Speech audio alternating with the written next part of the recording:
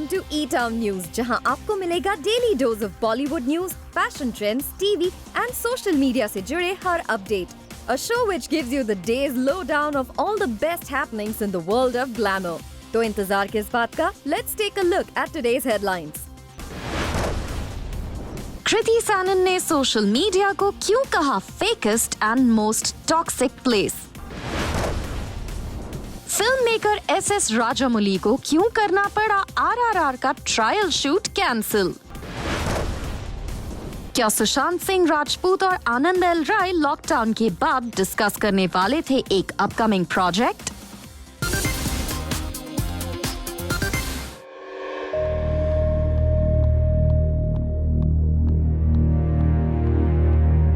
सुशांत सिंह राजपूत की sad demise के बाद सोशल मीडिया पर अगर सबसे ज्यादा किसी को बैकलैश मिला तो वो है कृति सैनन.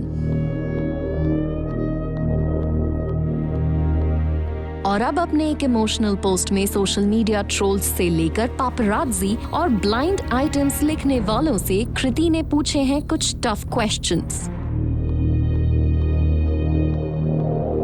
इन a long post Kriti Sanon ने उठाए हैं सवाल किस तरह छोटी छोटी चीजें सेलेब्स को किस हद तक अफेक्ट करती हैं. कृति ने सबसे पहले अपनी पोस्ट में उन लोगों पर निशाना साधा है जिन्होंने ये सवाल पूछा था आखिर कृति क्यों थी सुशांत की डिमाइस के बाद चुप.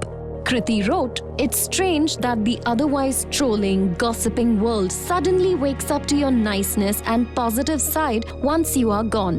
Social media is the fakest, most toxic place. And if you haven't posted rest in peace or said something publicly, you are considered not to be grieving. When in reality, those are the people grieving for real. It seems social media is the new real world, and the real world has become fake." कृति ने अपने post में आगे media की insensitivity पर सवाल उठाते हुए लिखा है, "Some media people have completely lost their motive and sensitivity. At a time like this, all they do is ask you to come live or give a comment. Like really? Banging the car window and saying, 'Madam, शीशा नीचे करो ना,' to get a clearer picture of someone going for a funeral? Funeral is a very private and personal affair. Let's put humanity before our profession. One request, media, to either not be present there or at least maintain some dignity and distance. Behind the starry glitter and the so-called glamour, we are normal human beings with the same feelings as you have. Don't forget that." कृति ने आगे newspapers में आने वाले blind items पर भी question mark लगाया है and she wrote, "There should be rules for journalism. Someone should define what's acceptable, what's not, what falls under journalism and what comes under none of your business. And live and let live. Blind items should be illegal, should be banned. They should come under mental harassment. So either have proof and some guts to write the names or don't write it at all. You write hearsay and call it journalism while you have no idea how badly that can affect someone's mind, their family, their life. Little birdie is usually not right." कृति ने आगे अपने post में ये लिखा है कि celebs human beings होते हैं और उन्हें नॉर्मल इंसानों की तरह लोगों की बातों का बुरा लगता है. यही नहीं, कृति ने पॉइंट आउट किया है कैसे बॉयज के लिए रोना is not considered okay and it's absolutely wrong. Well, Kriti Sanon Sushant Singh Rajput की डिमाइस से अभी भी काफी सदमे में है and she is trying to express her feelings through social media posts.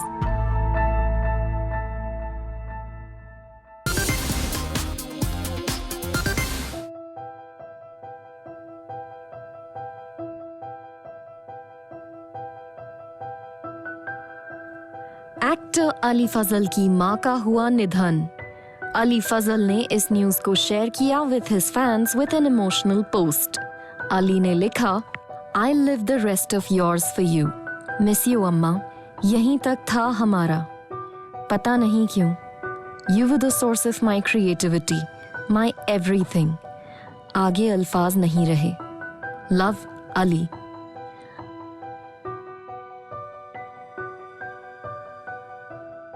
Ali Fazal अपनी माँ के बहुत ज्यादा करीब थे और उनके जाने के गम से वो सदमे में है. कहा जा रहा है कि अली की माँ कुछ हेल्थ कॉम्प्लिकेशंस से गुजर रही थीं और इसी की वजह से उनका निधन आज लखनऊ में हुआ।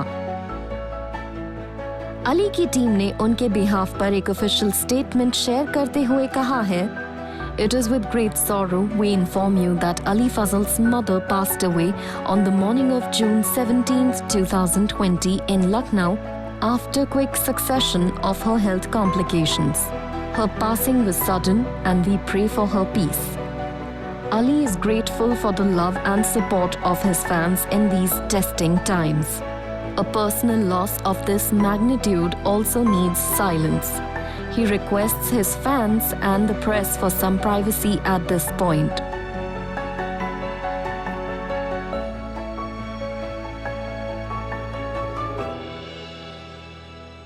अली फजल बचपन से ही अपनी माँ के काफी करीब थे, क्योंकि बचपन में ही अली की मॉम एंड डैड सेपरेट हो गए थे और जब अली 18 साल के थे तब उनके माता पिता का डिवोर्स हुआ था। अली अपनी मॉम का अच्छी तरह ख्याल रखा करते थे और वो इस दुनिया में सबसे ज्यादा करीब अपनी अम्मी के ही थे। यही वजह है कि इस न्यूज़ से वो काफी ज्यादा उदास हैं।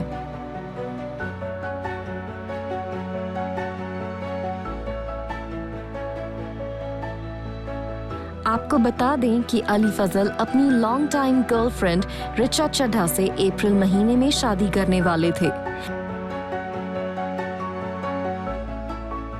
जिसे लेकर अली की मॉम और उनकी पूरी फैमिली काफी ज्यादा खुश थी। लेकिन कोरोना वायरस पैंडेमिक की वजह से अली की शादी पोस्टपोन हो गई और अब अपनी लाइफ के one of the biggest moment पर अली करेंगे अपने सबसे करीबी फैमिली मेंबर को मिस।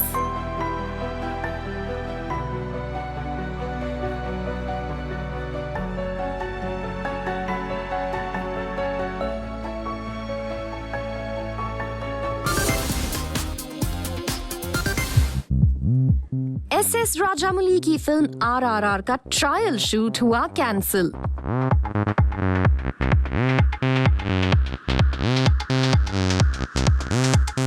हैदराबाद में कोरोना वायरस केसेस के स्पाइक होने के कारण ट्रायल शूट को किया गया कैंसिल।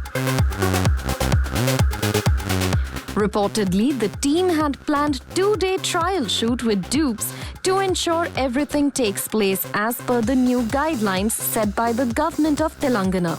लेकिन सडनली कोरोना के केसेस बढ़ जाने की वजह से इस फिल्म के ट्रायल शूट को कैंसिल करना पड़ा।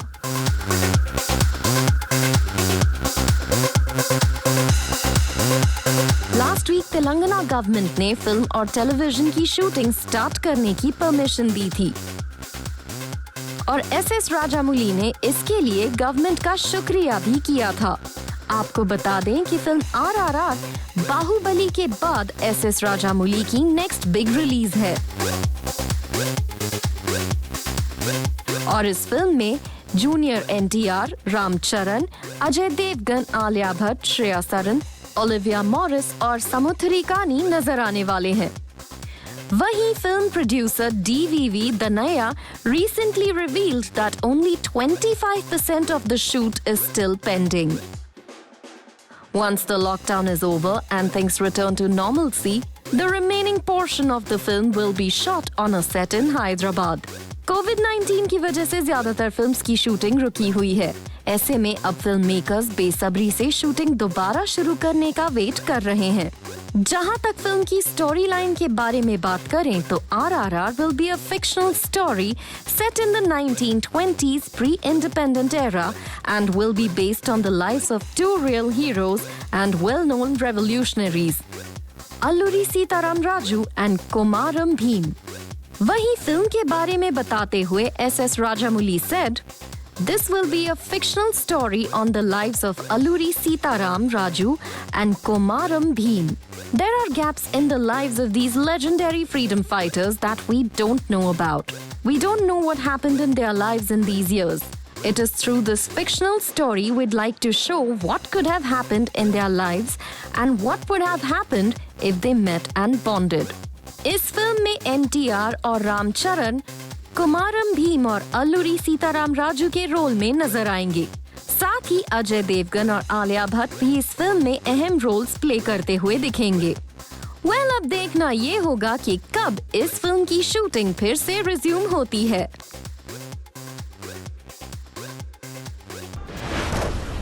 Coming up on the show, Randeep Hooda ने अपने पेरेंट्स से किया कैसा प्रॉमिस।